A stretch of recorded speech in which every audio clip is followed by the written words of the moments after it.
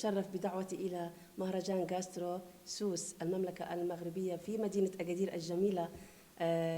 لها أكيد حضارة وتراث، وأنا كثير مبسوطة بالأجواء وأيضا بمقابلة الشعب المغربي العريق، أصحاب الكرم، أصحاب الجود. أكيد في تشابه، نحن بنحكي الأردن بلد النشامة، وأيضا المغرب يمتلك هذه الصفة اللي هي الكرم والجود والضيافة أكيد لكل حدا زائر إلى هذه المدينة الجميلة السياحية أكادير. أتشرف بدعوتي إلى مهرجان سوس مدينة أكادير غاسترو لأمثل بلدي الحبيب المملكة الأردنية الهاشمية بالأطباق التراثية، وأيضا مع الفريق المعد والجاهزية لهذا المهرجان.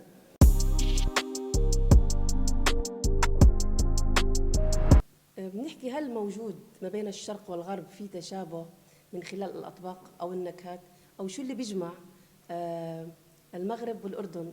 شيء بالشرق وشيء بالغرب.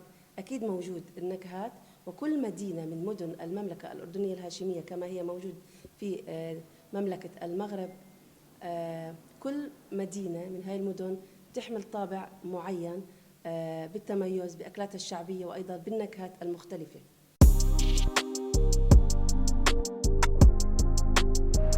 نصيحتي إلى الشباب المقبلين طبعا أكيد على هاي المهنة الراقية الطهي، دائما يستمروا في التعليم والتثقيف الأكاديمي وأيضا العملي للوصول إلى الأهداف وأيضا المشاركات الدولية داخل بلدهم وأيضا خارجها، تضيف لهم أول شيء الثقة بالنفس، وأيضا يبدعوا والمحافظة على الأكلات التراثية داخل الدولة وأيضا خارجها، لنقل حضارات أكيد، وأيضا تبادل ثقافي ومحبة أكيد وألفة ما بين الدول العربية وأيضا الدول الأخرى. هي عبارة عن رسالة وهوية دائما احنا بنحكي فيها.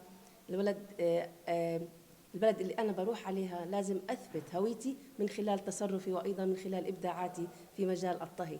دائما كونوا على الثقة، التعليم دائما والتميز والوصول إلى الهدف يأتي ليس من فراغ ولكن من تعب وجهد، ستيب باي ستيب، يعني خطوات تلاحق للوصول إلى القمة. كل احترام كل التقدير، بتمنى لكم دائما النجاح والتوفيق في كل مهرجان، وإن شاء الله دائما أكون متواجدة بالمملكة المغربية مع شعبها والناس الحلوين اللي شعرت بمحبتهم لإلي، وهذا كثير شرف لإلي.